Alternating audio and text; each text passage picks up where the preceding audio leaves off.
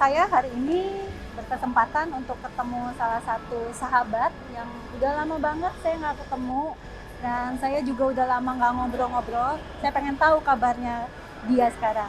Dan sahabat saya ini sudah ada di samping saya, yaitu Ratu Tisa. Halo, Apa kabar?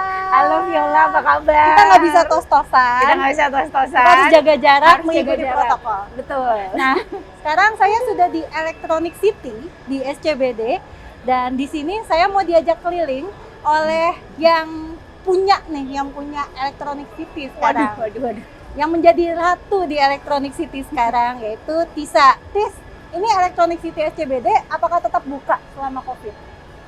Waktu kita harus PSBB dan mematuhi protokol dari pemerintah, pastinya ada masa-masa kita harus sementara closing, kemudian kita buka kembali. Tapi segala macam aktivitas harus tetap kita jalankan. Nah, saat ini kita udah operasi, kita terus beroperasi karena gimana pun ekonomi harus terus berjalan, ya kan? Jadi kita buka sampai jam 8:30 malam, yang kita buka terus tiap hari. Buka terus tiap hari. Buka terus tiap hari. Siapa tahu kalau belanja di sini bisa ketemu sama Tisa pastinya. Ayo coba tunjukin aku, kita keliling-keliling di sini. Sebenarnya Oke. jualannya apa aja sih sebenarnya Electronic City? Aduh. Karena aku udah lama banget nggak kesini. Viola, apa kabar juga? Baik. Gantian Baik. saya yang nanya balik, boleh kan Vil? Boleh. Harus saling bertanya karena udah lama. Udah lama banget nggak ketemu. Udah lama ketemu banget. kapan ya? Kayaknya Tahun lalu tahun lalu. masih di kantor lama. Tahun lalu masih. Saya juga masih di kantor yang lama. Oh iya, betul. Kita sekarang sudah memiliki kehidupan yang baru, teman-teman. Jadi, Karena kehidupan itu harus selalu dilihat Berjalan. dari spektrum yang berbeda. betul Ya. sekali, dan sebenarnya Ini kita di Electronic City di area SCBD. Kalau di Electronic City sendiri kita punya 57 toko seluruh Indonesia. oke.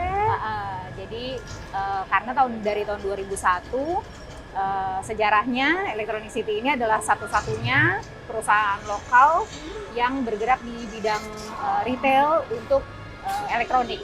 Jadi ini adalah modern store pertama gitu yang menginisiasi untuk elektronik. Jadi ya ini sebuah karya anak bangsa sih. Jadi aku bangga juga bisa bergabung di sini.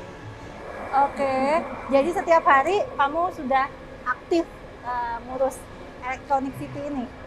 Sehari-hari karena di sini jabatannya komisaris independen sifatnya pengawas, jadi posisinya nggak operasional harian, pastinya itu udah dipimpin 100% oleh jajaran direksi. Jadi saya untuk endorse apabila ada ide-ide baru atau misalnya support dari area lain, ataupun misalnya membuka open new horizon untuk opportunity bisnis misalnya. Dan salah satu yang kita ingin kembangkan ya di area sports and entertainment juga gitu. Nah, itu adalah nanti mungkin ke depannya salah satunya juga yang ada di sini. Tapi untuk operasional, lead day to day memang dari jajaran direksi kan.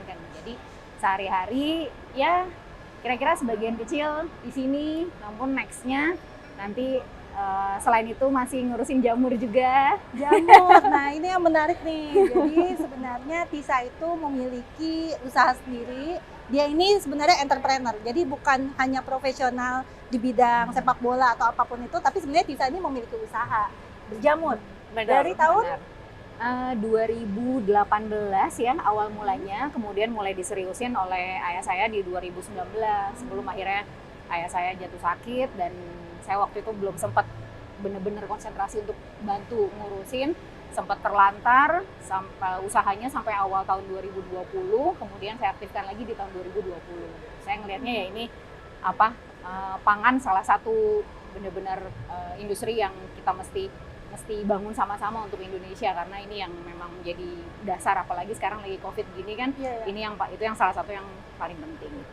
Nah, apa tantangannya sih ketika menjadi entrepreneur dan profesional? Maksudnya profesional kan bekerja dalam sebuah institusi lah ya, ketika dulu ya di federasi, dan sekarang kan di entrepreneur kan kamu memang all out nih, harus ngurusin dari awal, dari hulu ke hilirnya. Nah, tantangan terbesarnya itu apa? Yang pertama, tantangan paling besar itu memang communication chain ya. Jadi kalau di entrepreneurial itu kan segala macamnya memang harus kita lakukan sendiri. Namun hal yang paling penting dari entrepreneurship menurut saya adalah human resource development. bagaimana kita sebenarnya usaha kita itu nggak cuma membangun bisnisnya, tapi membangun orang yang terlibat di bisnisnya.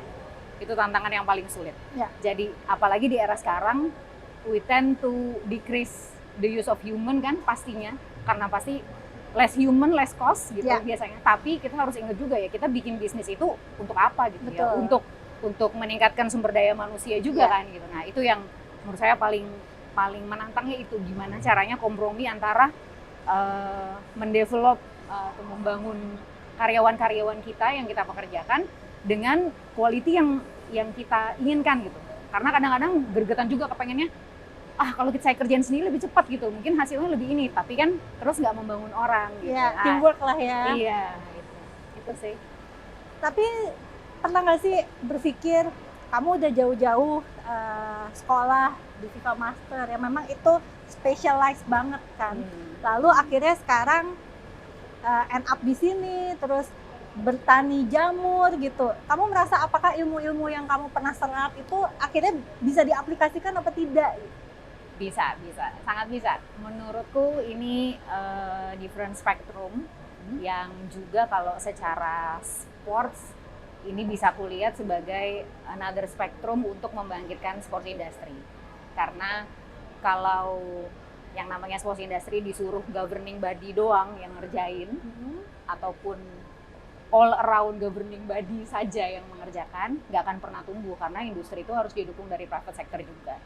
Kalau private sectornya juga nggak memulai suatu inisiasi atau suatu inovasi juga pasti nggak akan berkembang juga. Dan menurut saya di sini secara umum keilmuan, karena aku datang dari matematika yang juga matematika itu bahasanya ilmu pengetahuan teman-teman, jadi itu akan sangat berguna dimanapun kamu berada. Aku promosi jurusan, jangan benci matematika. Jadi apapun itu bisa kita link, karena itu kan basicnya logik. Dan waktu di Viva Master selain memang specialized in sports, tapi basically itu kan ilmu manajemen kan. Ada humanity, management, tapi gimana caranya kita ngaplikasiin di sports yang begitu niche gitu. Karena kita nggak treat fans as a customer gitu, ya kan. Jadi itu hal yang berbeda, makanya ada lebih spesifik lagi. Jadi kalau diimplementasiin dalam bidang yang lebih luas gitu, menurut saya itu sangat berguna gitu. Nah, tadi menarik kalau membahas tentang private sector untuk mensupport industri di sport. Nah, sebenarnya menurut kamu apakah hal yang bisa di-confidence-kan ke private sector itu untuk bisa menginvest di sports industri, apalagi sepak bola, itu sejauh apa gitu? Apalagi kan sekarang kan mungkin kamu kan tadinya kan dari sisi governing body, terus akhirnya sekarang pindah ke private gitu. Apa yang membuat kamu oke, gue mau invest deh di sepak bola without any politics or whatever it is gitu? What do you think? Yang pertama memang kita nggak bisa selling something without evaluating ourselves. Jadi perubahan itu memang benar-benar dimulai dari diri kita. Jadi kalau misalnya orang mau untuk orang itu invest di kita, ya kitanya harus sampai di level yang orang itu mau invest di kita. Yes. Itu harus banget. Nah, walaupun nggak sampai to that level yet, setidaknya ketika kita itu show the plan, terus kemudian berprogres, itu pasti nggak mungkin tidak ada orang yang akan menyambar gitu. Nah, di area private sector, salah satunya banyak juga inisiasi-inisiasi yang sudah dilakukan kan all over, dari mulai area equipment, dari mulai area events, atau dari mulai area data analytics yang sekarang juga udah mulai berkembang di sini gitu, broadcasting, konten dan lain sebagainya di area yang sports gitu. Nah, inisiasi-inisiasi dari private ini menurutku need more creativity dari kita semua untuk bisa membangun satu industri yang menjanjikan di area jobs-nya. Jadi apa sih sebenarnya ukuran industri yang baik kan, berapa lapangan pekerjaan yang bisa provide. Dan ekosistemnya harus terbentuk sih. Betul. Nah, jangan kita melulu juga ngandelin dari area tengahnya gitu loh, kira-kira harus berbuat ini dulu baru kita mau melakukan sesuatu ya. Sekarang kita coba different spectrum, dan harapannya bersama dengan tim dari Electronic City nanti kita bisa menginisiasi sesuatu yang keren. Ditunggu aja. Untuk nantinya let's see, kalau yang area private sector we can never stop inspiring kan. Yeah, jadi exactly. jadi bisa. Dan resources-nya lebih banyak kalau private sector kan. I mean, ya pastikan resources terkait capital dan nggak lebih fleksibel lah gitu, dan ideas-ideasnya Tisa pasti akan bisa tersalurkan di sini. Ya, dan Ya, semoga yang paling penting itu kan ya level contribution kita kan, setidaknya kita nggak boleh juga bilang ya udah semua orang ngomongin tentang industri olahraga, tapi kita mulai dari mana, kita mulai dari apa untuk membangkitkan itu gitu. Kita gimana cara ngukurnya itu kan harus lebih jelas juga, dan jangan saling menunggu gitu. Kalau misalnya yang saya notice sekarang ya kadang-kadang memang saling menunggu kan gitu. Dia belum mulai, nanti kita mulai kayak ayam sama telur duluan gitu nanti, ya. Karena belum bebenah, belum invest, ini udah invest belum bebenah gitu. Jadinya akhirnya bingung. Nah, why not ya ketika kita ada di satu sektor ya kita fokus pada hal-hal yang kita bisa lakukan gitu. Terus, aku selalu senang kalau ketemu Tisa karena perbincangannya jadi lebih panjang. Tadinya kita nggak niat ngobrolin apa-apa ya. Sebenarnya kan kita mau keliling Electronic City ya kan. Sebenarnya kita mau keliling, aku sebenarnya mau nyari blender apartemen.